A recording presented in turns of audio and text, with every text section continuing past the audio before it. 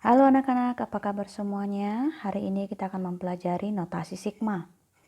Nah, topik yang akan kita bahas pertama adalah mengapa muncul notasi sigma. Oke, jadi kalau anak-anak sekalian masih ingat, semasa SMP kamu pernah belajar yang namanya deret. Nah, misalkan di sini saya tuliskan bahwa penjumlahan suatu suku ke N yaitu U1 tambah U2 tambah U3 sampai tambah UN. Oke. Nah, penulisannya ini sebenarnya bisa kita ringkas. Nah, jadi kenapa ada notasi sigma? Tujuannya adalah untuk memperingkas penulisan dari penjumlahan deret seperti ini. Nah, bagaimana cara menuliskan penjumlahan deret ini dalam suatu notasi sigma? Oke, caranya adalah pertama sekali kita tuliskan notasi sigma seperti ini. Oke, kemudian, nah, pada notasi sigma ini terdapat batas bawah dan batas atas. Batas bawah letaknya di bawah notasi sigma dan batas atas letaknya di atas notasi sigma ini. Nah, di mana batas bawah itu adalah suku pertama dari penjumlahan deret ini. Oke, nah di mana suku pertamanya adalah 1. Nah, seandainya kita buat di sini indeksnya adalah I, berjalan dari 1 sampai ke suku terakhir yaitu N, maka batas atasnya kita letakkan N. Oke, sehingga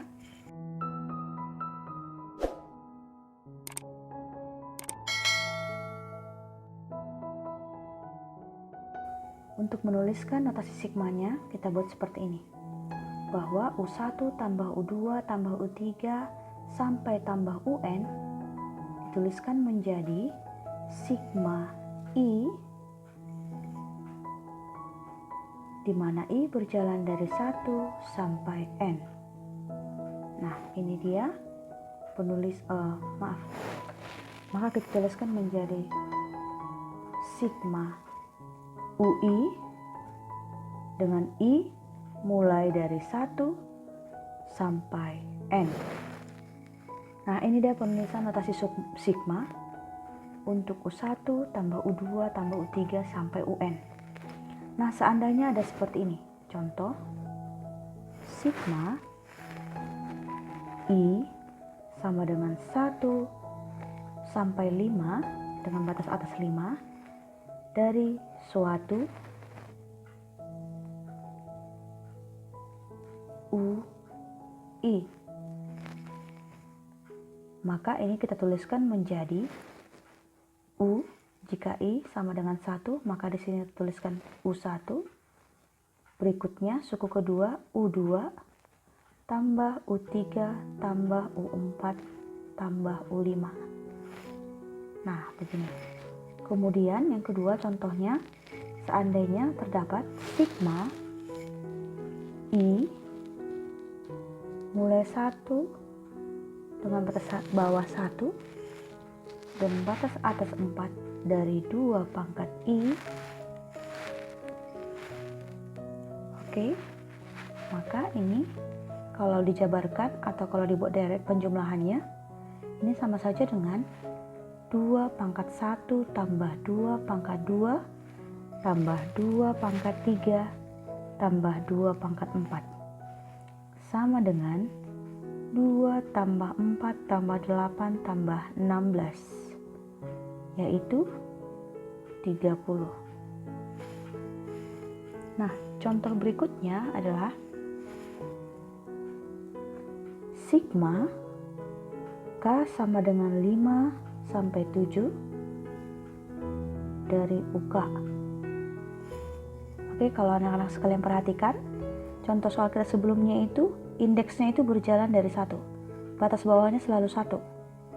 Tetapi ini tidak keharusan bahwa batas bawah itu selalu berjalan dari 1. Boleh dari bilangan berapa saja, asalkan batas atasnya lebih besar dibandingkan batas bawah. Dan kemudian kalau kita perhatikan, jika di sini K, maka di sini haruslah UK. Sehingga kita boleh melakukan penjumlahan dari U5 tambah U6 tambah U7. Oke, nah contoh terakhir. Misalkan terdapat sigma dari P kuadrat kurang P dengan P dimulai dari 1 sampai 5. Oke.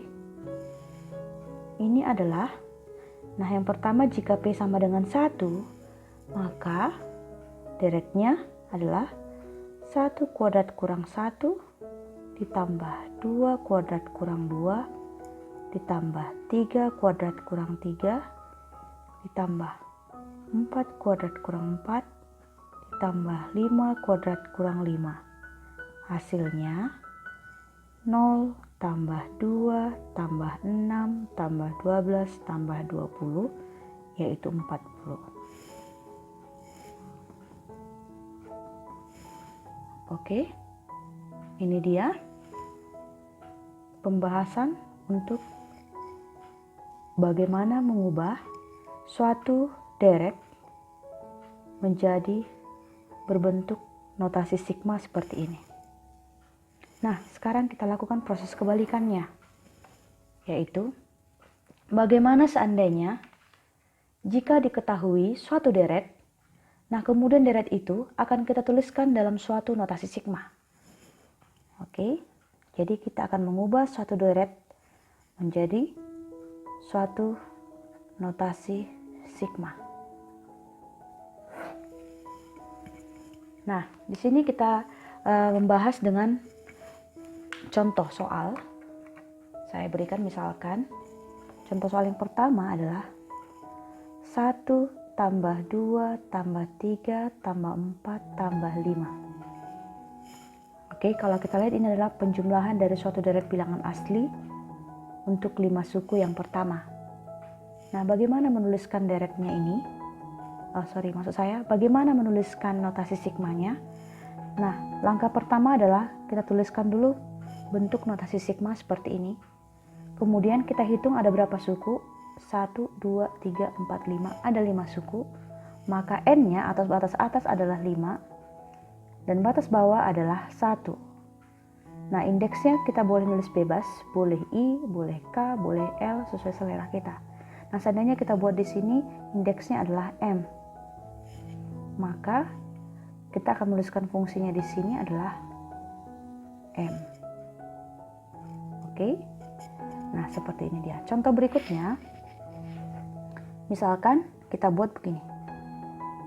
1 kuadrat tambah 2 kuadrat tambah 7 kuadrat sama dengan, bagaimana menuliskan notasi sigmanya? Pertama sekali kita buat dulu bentuk notasi sigma.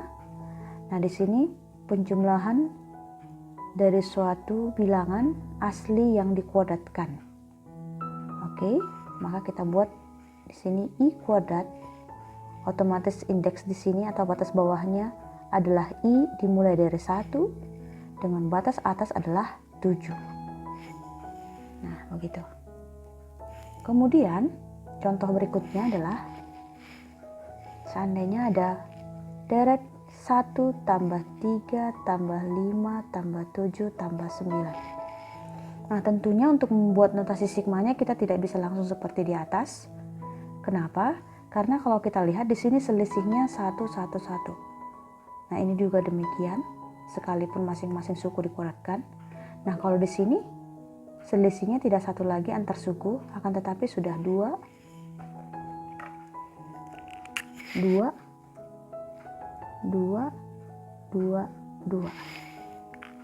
Jika anak-anak sekalian masih ingat, jika selisihnya sama, biasanya istilahnya ini kita sebut dengan beda. Maka bedanya adalah 2 dengan suku pertama adalah 1. Oke? Maka untuk menentukan rumus suku ke N,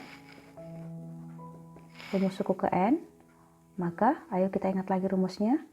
Rumus suku ke N adalah A tambah N kurang 1 dikalikan dengan B. Nah, kita akan menggunakan rumus ini untuk menentukan notasi sigma dari deret ini. Oke. Nah, mari kita lihat bahwa nilai A adalah 1 tambah N-nya tetap. Kenapa N-nya tetap? Kenapa tidak kita ganti menjadi 5? Karena di sini sukunya ada 5. Itu karena kita ingin mencari rumus suku ke N. Maka N itu tetap, tidak diubah menjadi 5. Dikurang 1. Berikutnya P kita ganti menjadi 2. Sehingga UN untuk deret ini adalah 1 tambah 2N kurang 2, atau dengan kata lain 2N kurang 1. Maka notasi sigma dari deret ini adalah sigma penjumlahan dari I sama dengan 1 sampai 5. Oke, dengan rumus suku ke N, ini kita tuliskan ke sana, yang ini.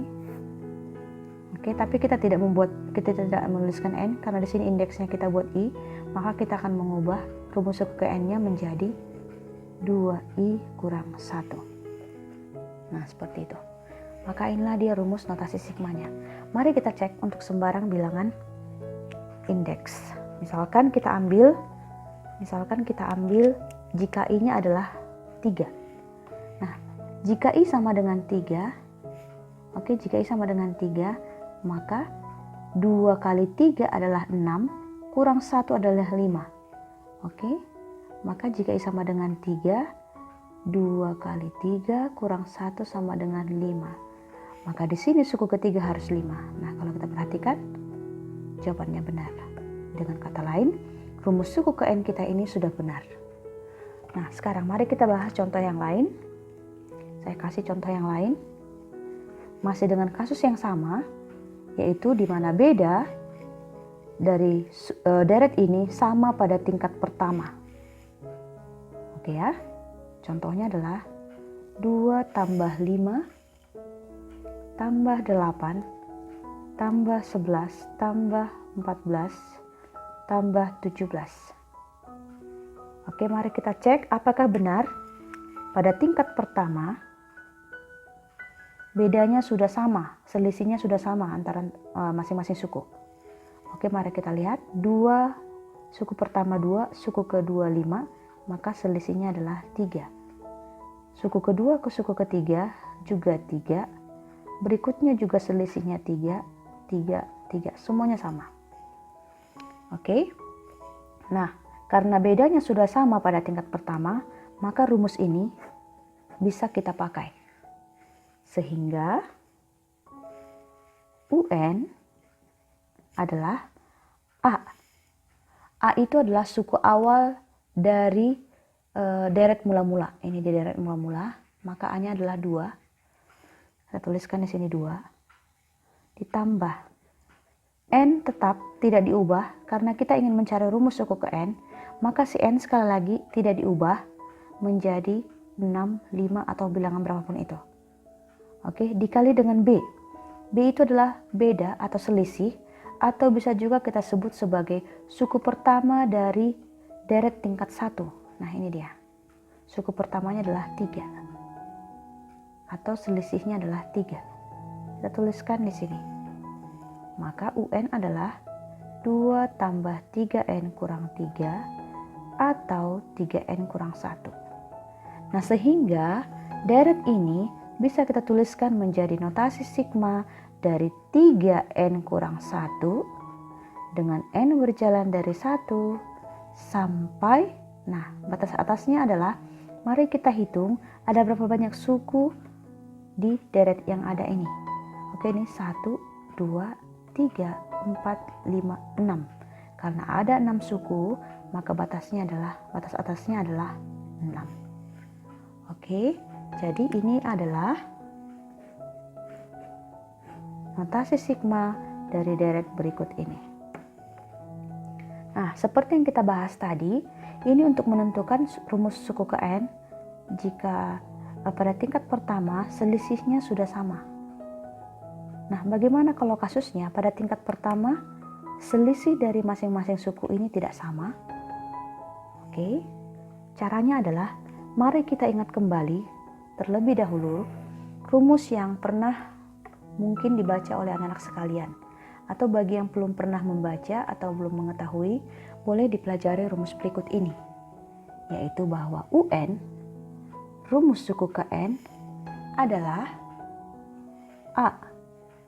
A ini adalah suku pertama barisan awal atau suku pertama deret awal.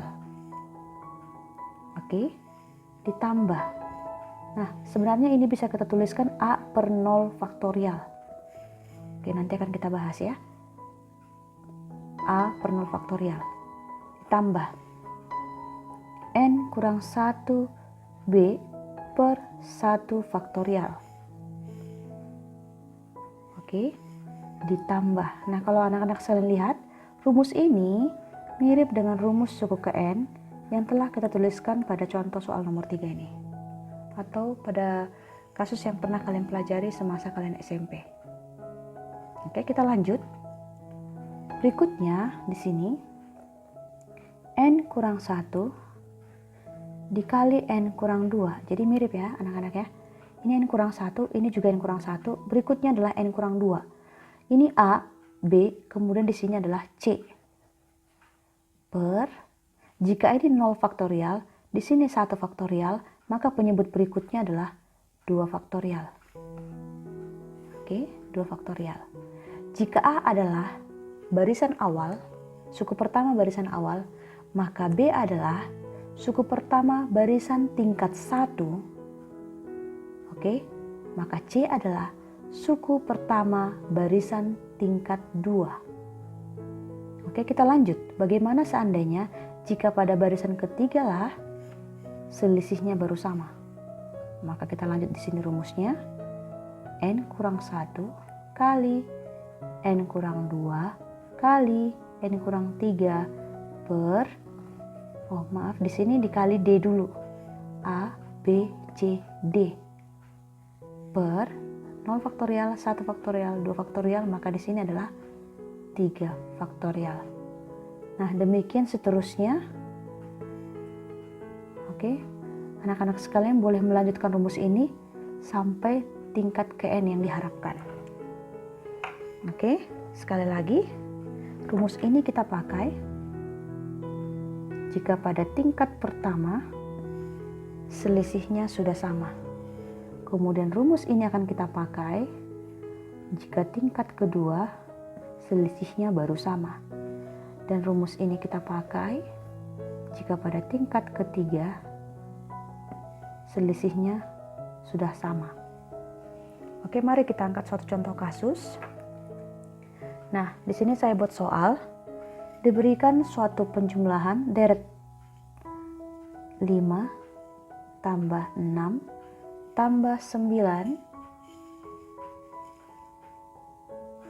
tambah 9 tambah 14 tambah 21 sampai seterusnya. Oke, mari kita cek pada tingkat pertama. Oke, pada tingkat pertama apakah selisihnya sudah sama atau tidak? Nah, tingkat pertama di sini 1, kemudian berikutnya adalah 3, berikutnya adalah 5, berikutnya adalah 7. Nah, kalau kita perhatikan pada tingkat pertama, ya kan, selisih dari setiap suku pertama ke suku berikutnya tidaklah sama. Di sini 1, 3, 5, 7. Nah, mari kita cek pada tingkat kedua. Oke, mari kita cek pada tingkat kedua. Selisihnya adalah 2, berikutnya 2, berikutnya 2. Nah, karena ini sudah sama, maka rumus yang kita pakai untuk menentukan rumus suku ke N adalah rumus yang ini. Yang saya lingkarin ini. Oke, mari kita tuliskan ulang. Yaitu UN adalah A tambah N kurang 1B ditambah. Oke, di sini kita tidak menuliskan lagi 0 faktorial dan juga per 1 faktorial. Karena apa? Karena 0 faktorial sama dengan 1 faktorial sama dengan 1. Oke, saya buat di sini note. bahwa 0 faktorial sama dengan 1 faktorial sama dengan 1. Oke, jadi silakan diingat ya anak-anak ya. Nah, kita lanjut. Karena ini masih tingkat pertama, kalau rumus ini kita pakai ini hanya tingkat pertama, sedangkan yang kita harapkan adalah sampai tingkat kedua, maka kita tambahkan rumusnya n kurang 1 kali n kurang 2 kali c per 2 faktorial. Nah, di sini kita membutuhkan yang namanya nilai dari A, B, juga C. Nah, seperti yang sudah kita singgung tadi, bahwa A itu adalah suku pertama barisan awal atau deret awal. Sedangkan B adalah suku pertama deret atau barisan tingkat 1. Sedangkan C adalah suku pertama barisan tingkat 2. Nah, sehingga A itu adalah ini adalah A, kemudian ini adalah B, dan ini adalah C. Oke, sehingga mari kita masukkan ke rumusnya. UN adalah A, yaitu 5, ditambah. Kita tuliskan tetap N kurang 1 karena apa? Sekali lagi saya ingatkan, karena kita ingin mencari rumus suku ke N, maka N tidak diubah. Oke, N kurang 1 dikali dengan B.